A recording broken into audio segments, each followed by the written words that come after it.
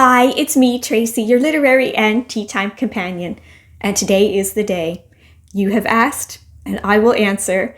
I hope that you will grab your cozy cup, your favorite beverage, maybe one that has some bubbles and sparkles in, and we'll settle in for our celebratory Q&A. At the start, I just wanted to say a really big thank you for everyone posting some really great questions. You had some really lovely and creative questions for me. And I also just wanted to say thank you again to all of you who have subscribed, whether it was last week or last year when I was just getting started. Thank you so much. I wouldn't be here without all of you, honestly. So this is our celebration of building this little community within a bigger community together. So there is quite a few questions here, and I'm really not sure what this is going to look like at the end, or if I will have to split this up into a part 1 and a part 2. We shall see how we go. I've gathered the questions and split them up into 3 basic categories about me and how I came to be here in Norway, from some questions about the channel. And there were, not surprisingly maybe, a lot of questions about reading and my reading life and questions related to reading in general. So I think we'll get started with probably the question I had the most. And maybe that's not surprising, this question, especially if you are new here and maybe not knowing very much about my living here in Norway and how I came to be here. So gathering the main question, where am I from and how I came to Norway? What brought me to Norway, and how did my husband TJ and I meet? I am from the state of Pennsylvania in the United States, and my husband TJ, his real name, Norwegian name, is Terje. I'll show that on the screen so you might see the spelling. TJ became a nickname, an English nickname that my late grandmother gave him. She just she couldn't pronounce his name at all, so it became TJ. And he likes having an American nickname. So in English-speaking circles and online, he goes by TJ, and he likes that a lot.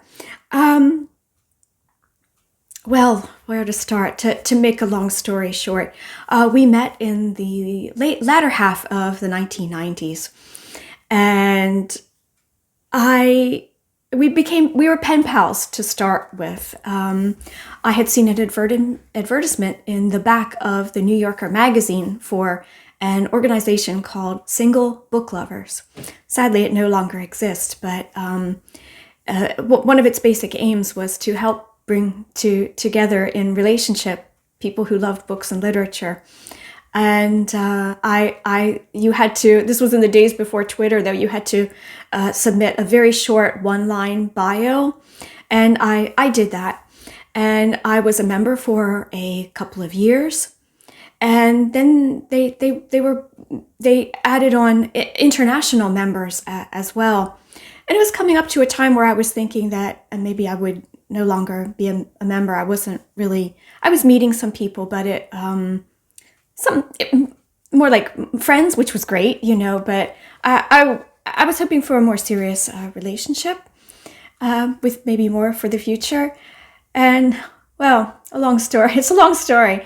One day I received a letter from Norway, from a man in Norway, and he included his photo too.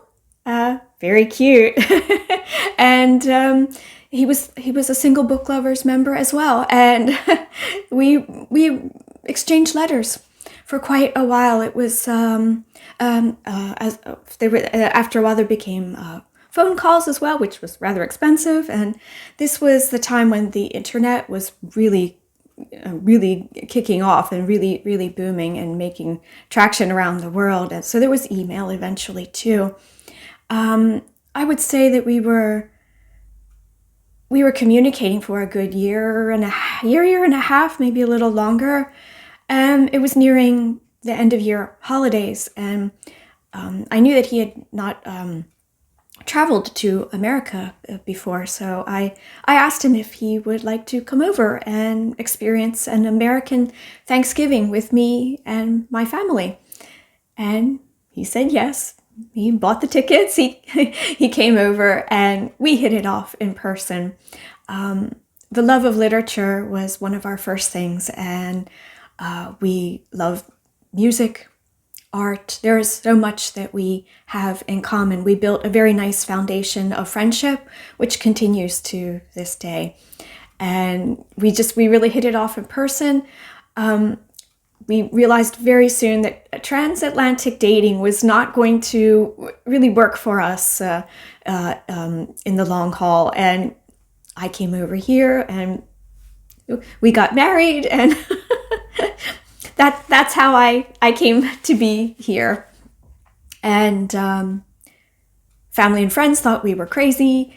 It was a really interesting time, but it felt like the right thing to do. And sometimes you just have to take a chance on everything. And it was very hard at first moving here for a lot of different reasons, but it was the best chance I ever took, and I don't regret any of it. It's my big life adventure, perhaps. And so that's my story. That's our story. A love story brought me here. A second question, kind of involving places, but languages. A second question: what languages do you speak, and how did you learn? English is my first language, of course, and now I have a second language, Norwegian, living here in Norway, which I began pretty much straight away. I was learning from the very beginning as quickly as I could. When I first moved here, it was an interesting situation where there was rather a bit of a boom time with immigrants coming into the country, and a lot of the learning the language courses, the classes were full.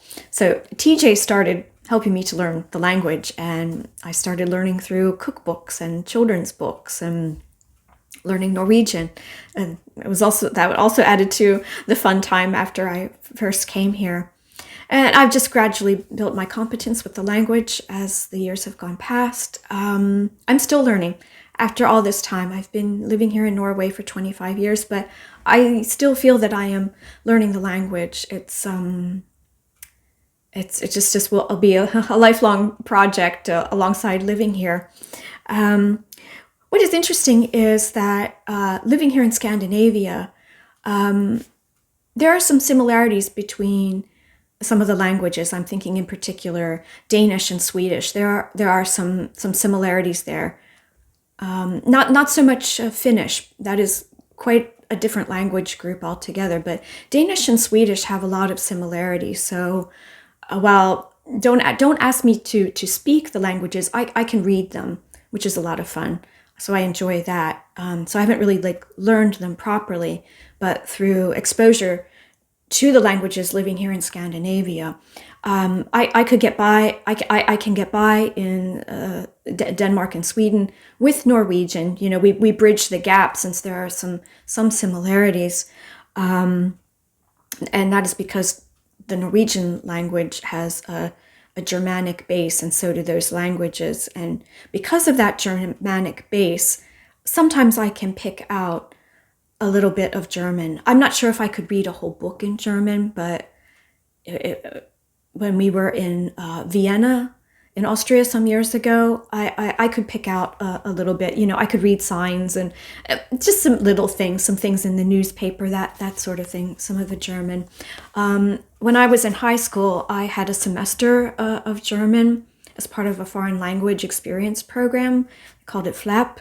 And that was largely to help us decide on a language that we wanted to speak. Our options at the time were French, German, and Spanish. I chose French, but I was glad to have the exposure to the other languages. I've not had much experience with German and Spanish since then. I would say that my French is incredibly rusty, mostly because I don't have an opportunity to speak it very much, but I learned French all 4 years of high school.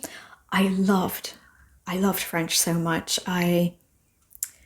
Yes, I loved it so much. I can read it still. Not to the best of my abilities that I formerly had, but I love it when I can. Right now, I've started to learn Japanese, and what's fun about that is some of the vowels have a very kind of a nasal sound, a bit like French. So some of the pronunciation is falling into place a little bit there in an exciting way. And I'm enjoying that a lot. I would love to add Italian, such a beautiful language. I love languages. I really do. So not a lot, apart from French and Norwegian, some real formal learning and training. Some of it is just picking things up as I go. And it's nice living in a time where there are different things like apps to learn language, although the Japanese course that I'm taking is sort of a proper online course. I'm learning the phonetics, but I'm learning the written language as well. So it's not just a spoken thing. So a dream is to go to Japan one day, and I will be able to read the signs, the newspapers, what I'm exposed to. I would be able to read it. So that's the dream. Another question in this category of my life living over here. Have you visited lots of countries in Europe? You might be disappointed to discover that not as much as you might think. We have visited places, as I mentioned, Vienna, Denmark, Sweden, some of the closest countries, the UK. We were in France briefly, but I would only call that more stopping over because of, excuse me, some travel because of bad weather. We were stuck there on Christmas. Anyway, long story. But we would have liked to be traveling more. We have had to, over time, prioritize our trips to America to visit my family. My family, for various reasons, have not had a chance to visit us here. So if we want to visit, we have prioritized that we go to them. It gets to be very expensive trips, especially in recent years. The Norwegian kroner, our currency here, has been very weak for about a decade and more. So the exchange rate is very, very bad, actually. That's part of the reason why we haven't traveled much in recent years beyond Scandinavia, because the exchange rate is quite bad. And our trips in America, no one has, this is getting into a lot of detail maybe, no one has a space for us to stay, so it means a hotel situation, or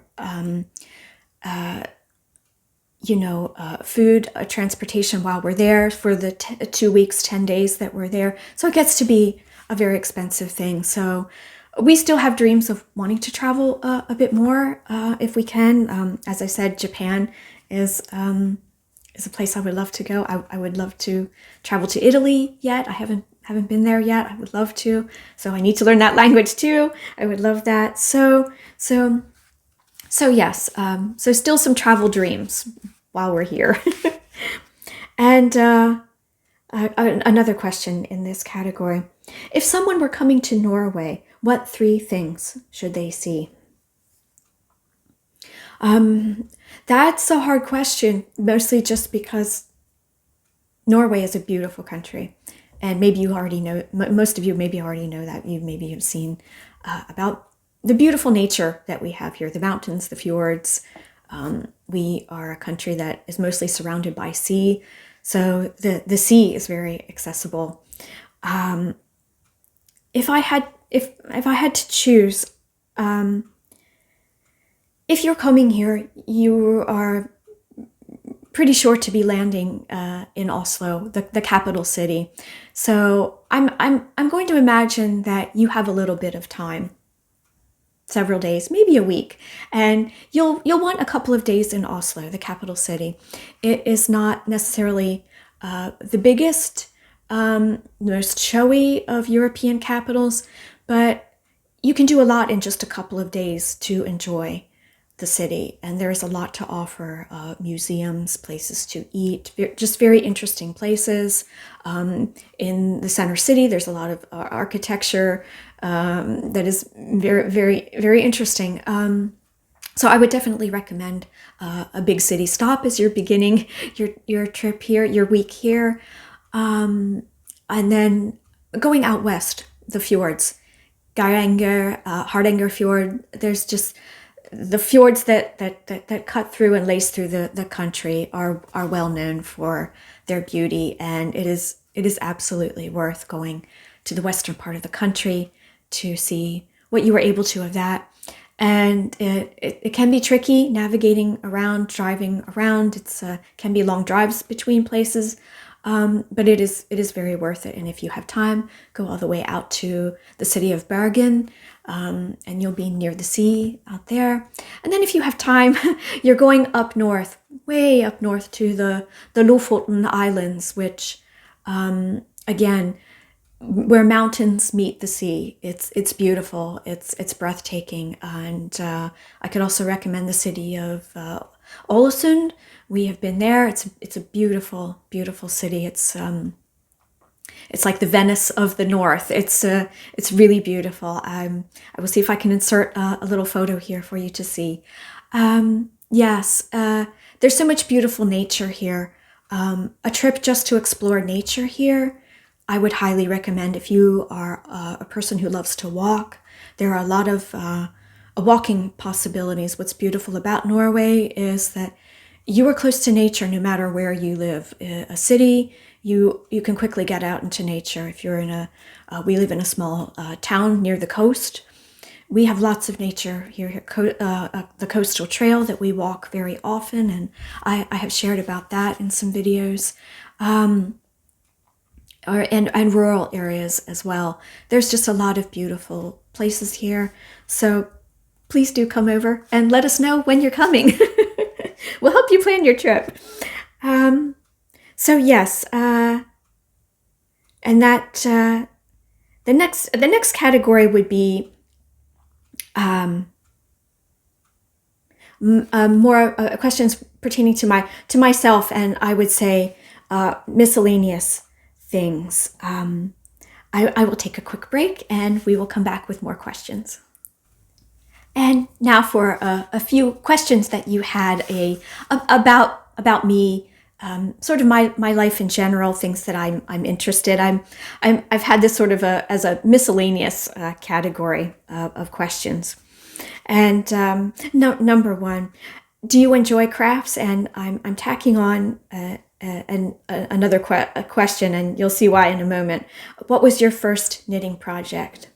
So knitting, yes, I would say is my favorite craft. I enjoy crafts. I especially love fiber crafts of all kinds, and I have tried many. I would say that knitting has been kind of my primary love in the way of crafting for the past 25 years. I was learning as I came over here. I started learning knitting as well. My first knitting project was possibly predictably, if you're a crafter as well. I knitted a scarf. It wasn't the best, and I no longer have it. I ripped back the yarn to reuse because it didn't look very nice. So, but we have to start somewhere, and I just kept trying, and I've been knitting for a long time. For the past several years, I've offered my own knitwear pattern designs on Ravelry, and I just really enjoy knitting. I used to do a fair bit of sewing as well, and for many years I sold handmade handbags and accessories, as well as a few hand-knit items after my own designs on Etsy.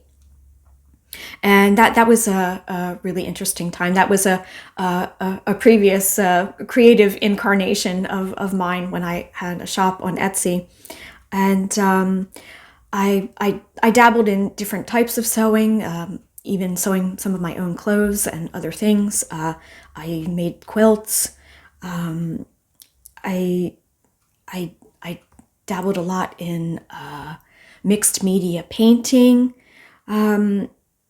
which I really loved. I really loved that. After I closed my shop, I began to pare down a lot of things in my life, physical things like even books, but things in my life. I was at a point where coming off the Etsy shop experience, I was exhausted. It was really exhausting. The physicality of the sewing and the making and being a one-woman show and promoting that shop and trying to sell things. The way the economy works, sometimes, as we know, there's peaks and valleys, and there was a time of there was a dip in 2012, and I had to reconsider some things, but I kept going for a little while longer, doing special orders of bags and jewelry.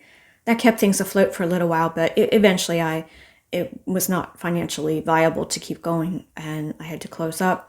And that began a period of downsizing in many ways, and including my creative life. So I kind of stripped things back to just the knitting and a bit of fine art in watercolor and sketching, just some very simple things. So I'm happy with my small but joyous and rewarding creative life. Number 2, I am a quilter and wonder if there are any quilting communities in Norway. Yes, there are. Quilting has long been quite a popular craft here, and while I did quilting for many years myself, I never really considered myself a quilter somehow, and I kind of identified as a knitter primarily. So I never joined one of the quilting groups or communities. Knitting has a very long tradition here in Norway and Scandinavia in general, and there are a lot of knit and natter, stitch and bitch type of groups over here, sort of knitting cafes. There's a group or a community for most any activity or interest here. So if you think of one that is in your country, chances are very much that there is here as well. Number 3, what do you do for fun apart from reading? Well, knitting. Knitting is a big one, as I mentioned. I also dabble a little bit in crochet sometimes. I love the fiber arts. I always have. Walking. I love walks in nature. I've shared a little bit about that. Walking. I love walking. I just love being out in nature. I'm a home bunny with things that I enjoy doing, but I'm also very happy outdoors. I think probably I thrive the best outdoors. Visiting museums, places with art and culture, I enjoy that very much too. I do realize that a lot of my life centers around the reading, though, and especially now with the channel, which is no bad thing. Number 4, if you could drink one tea for the rest of your life, what would it be? Oh, that is a cute question. That is a fun question. Well, I do love and appreciate a robust black tea, like a Ceylon tea or Assam tea. I would have to probably choose a jasmine green tea.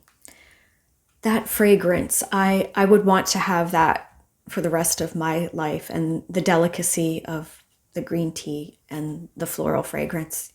Yes, I think I would choose that. A Japanese sencha, that would come a very, very close second. So green tea. Number 5, as you love manga and anime, if you could become a manga character, which one would it be? This is also a really fun question. I think that I would. Oh, there are so many good manga series and anime, and I'm really just sort of in the beginning stages of discovering all of the fun of this. I think that I would like to be Fuji from the newish anime series with you and the rain, which is in Japanese, ame to kime tu. Sorry, still learning the vowels there. Ame to kime tu, in with you in the rain, and this features the cutest magical creature, tanuki, which is an indigenous creature to Japan, a kind of a raccoon dog. And in folklore from ancient times, the tanuki is sort of a bit of a mischievous character. He has a mischievous personality.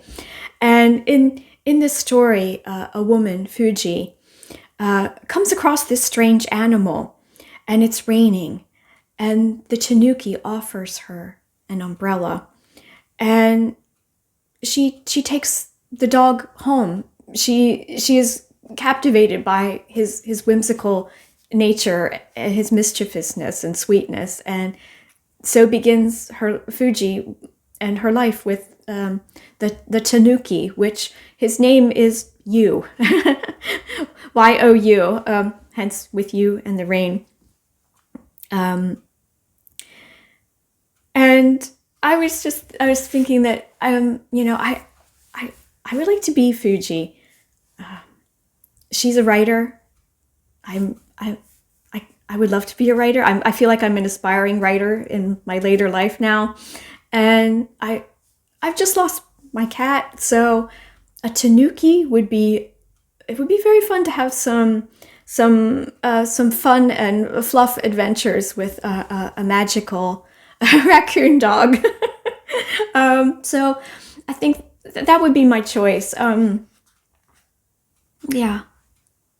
If we were talking about maybe a Halloween party situation, maybe a Halloween party for like a costume, I think that I would choose your Briar from Spy Family, in her role as assassin. Although I would not be an assassin, no way. No.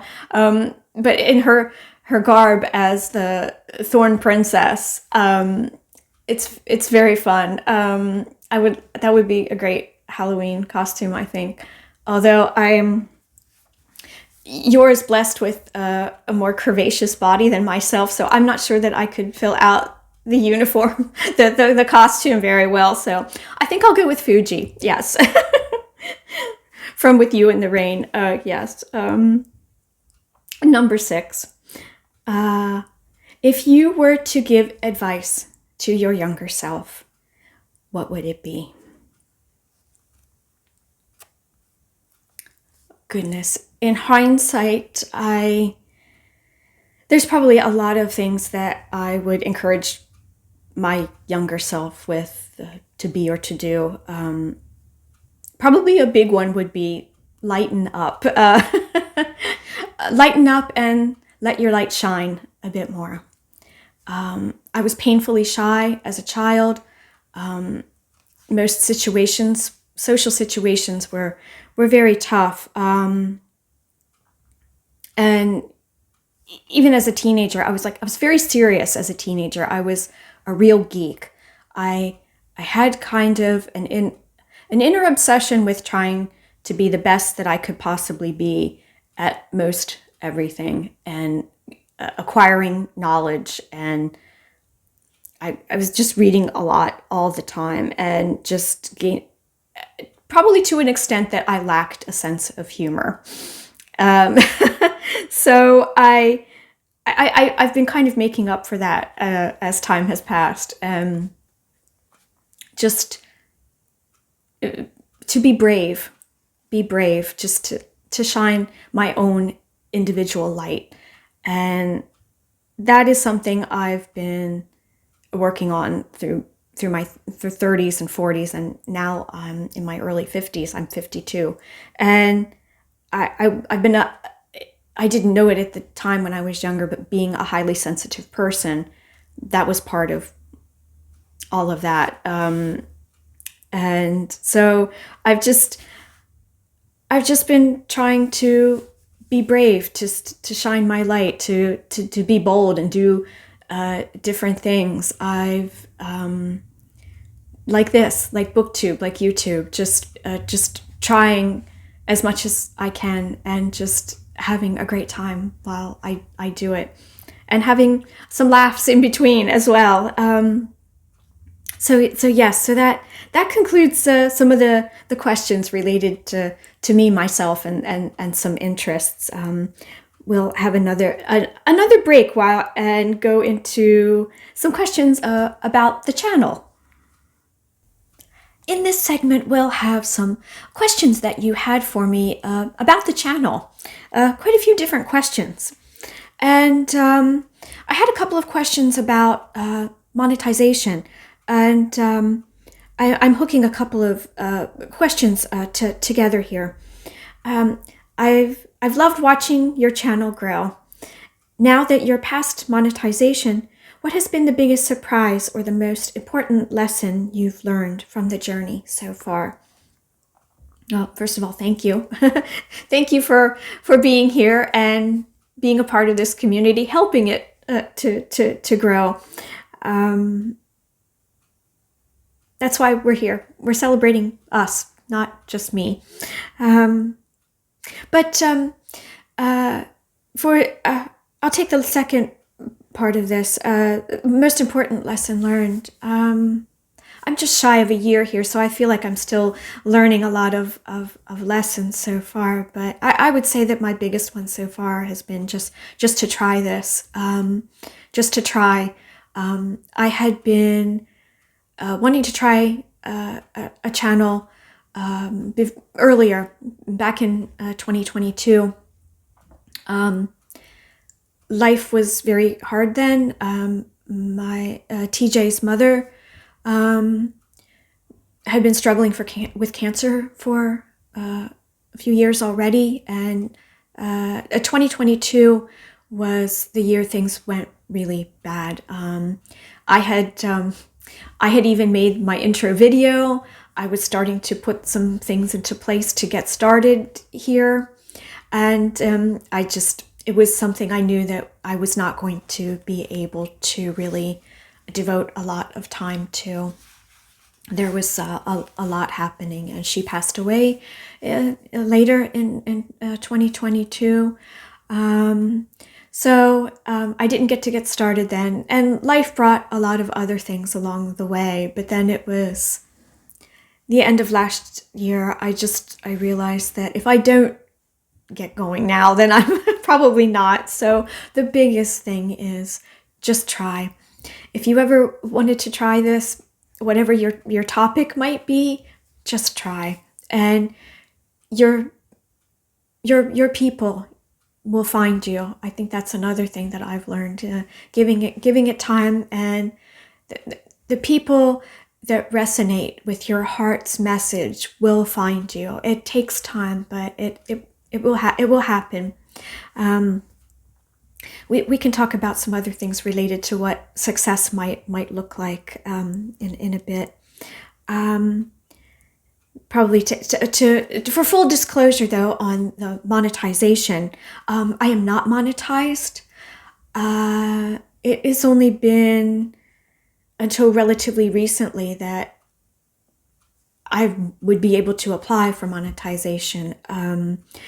My subscriber number meets a certain requirement, but the whole time that I've had the channel so far, my view hours have been low, and the average view is only 4 or 5 minutes per video. So it takes a long time to gather the 4,000 required view hours to achieve a start toward monetization. And it is literally only just in the last few days, as I am filming this, that I received a notification from YouTube that I am eligible to apply for monetization at the beginning of September. I may try that and see what happens. Applying doesn't necessarily mean that I will be approved, because I do have an interesting set of things happening whereby, as I mentioned, the subscriber rate, the number looks great on paper, sort of, but the actual how things are working probably means that I would not be earning a lot of money because my view hours are low compared to the subscriber rate. I have a lot of theories about why that could be, and one thing could also be my demographic is also very interesting, from ages ranging 25 to 75. And that could also be viewing habits, interests, fluctuating interests. Maybe folks are not tuning in every week, so to speak. As I say, I think I have some theories about that. I won't go into everything. And it also comes down to things like those that are watching. The actual engagement here is relatively low in comparison to that number. People liking, pressing that thumbs up, and bumping the algorithm to comments. I think that I have a lot of sensitive people like myself watching that maybe sometimes don't feel courageous enough to leave a comment or think they have anything to share. I could be speculating, but please know that a thumbs up means so much for the channel to keep growing. And even just leaving an emoji, just leaving me a smile or a heart, leaving me an emoji, that is interaction, and that is noticed by YouTube. So everything together matters in that. And I have encountered in sort of my regular everyday life off screen, when people know that you are on YouTube, the automatic assumption is that you are earning money from day one, or how much money are you earning is the question, or how many subscribers do you have? They're not asking questions like, are you enjoying this? Or even what is your topic? Or, if it's with someone I don't really know, it's all about the monetization. And when I started, I did not even have monetization in mind. It was all about the love of literature and sharing that love. And it still is.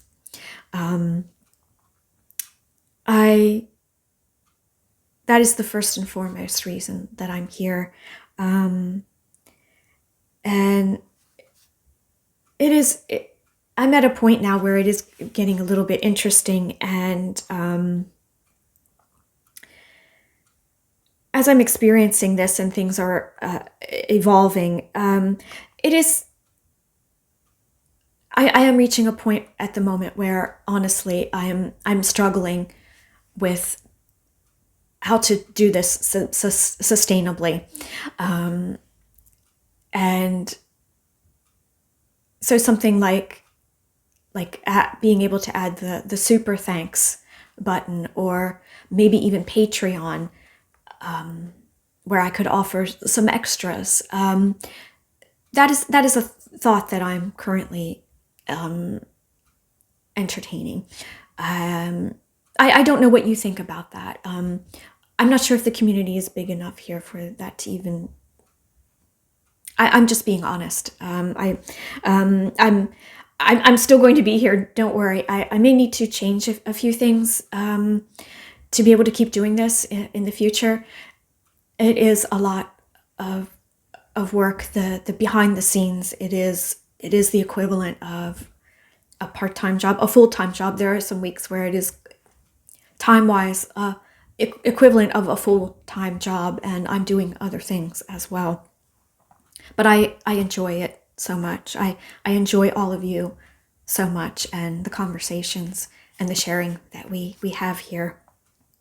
So let me know what you might think about that. So things may be evolving, but no monetization yet, but it might happen. We'll see. And number 2, questions regarding the channel.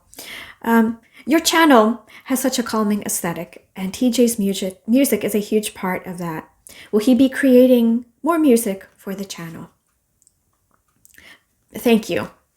Firstly, thank you so much. And TJ sends a big thank you as well. We are both delighted that you enjoy the music that becomes part of the videos here sometimes. And my little intro and outro, he created the music.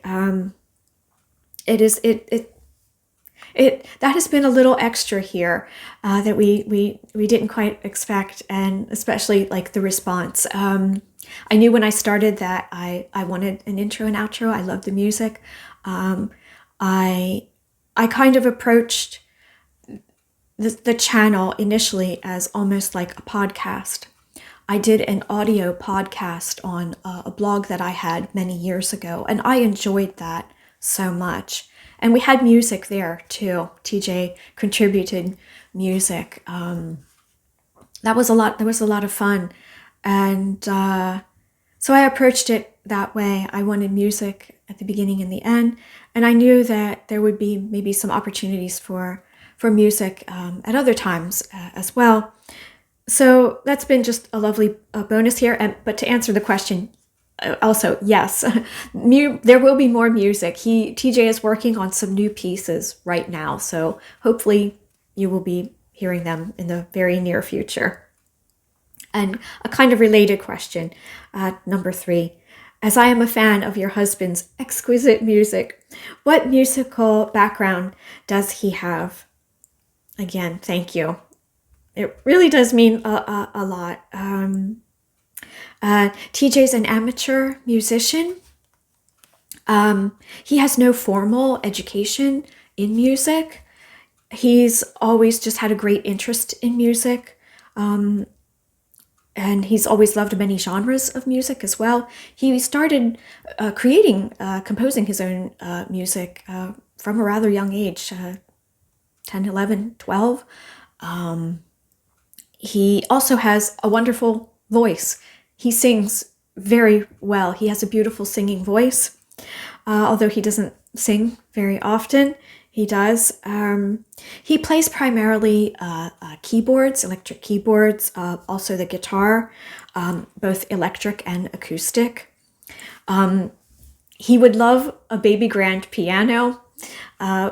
We do not have room for a piano.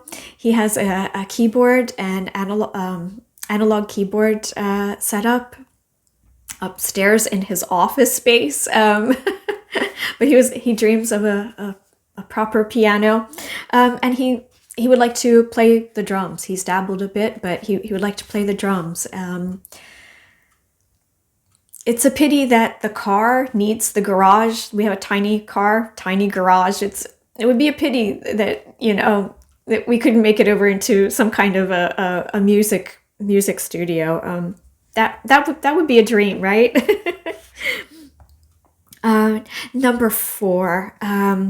This is a kind of a layered question as well. How do you successfully balance the curating of different genres on your channel? And do you enjoy a channel that features wonderfully rich and eclectic collection of genres? Nice questions. Yes, I think that maybe it shows that I enjoy presenting a bit of a mix here. I love many genres of reading, and I don't know that I could just choose just one to present. I think that I could, and that it would go okay. I think for the longer term, I'm not sure how happy I would be with that, because that's not how I read in my daily everyday life here behind the camera. It would be just too hard to choose one. Every week I am reading a mix of things. Fiction, there's always fiction of some kind. There's poetry. Oftentimes I have nonfiction in the mix. And the last year or so, manga. It's been, manga is a lovely palate cleanser at the end of the day when I just maybe want something that's just a little relaxing. Just the mix is what I do here. That could also be why, going back to a previous question involving monetization, subscribers, that could also be why the views are very much up and down here. That perhaps some that are wanting a specific genre most of the time, I'm only sharing that maybe not as much as they would like, or maybe they're thinking, well, I don't enjoy this, so I'm skipping that segment. That's fine. Really, that is. I'm just being me here, showing what I love. The mix makes me happy. I hope it makes you happy too. The other question, part of that question, the first part, successful, balance, successful. I think I'm still working on a definition of what that means to me here on BookTube, on YouTube. Still figuring out a lot of things on my way here.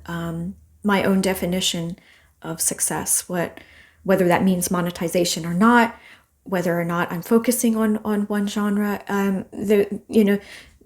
This is my place and I'm doing it my way. So I'm finding my own level of success, I suppose. I'm hoping I'm balancing it gracefully enough that it's ticking over well enough. But still working on things. But so far it feels very good, and I'm very happy with how it's all going.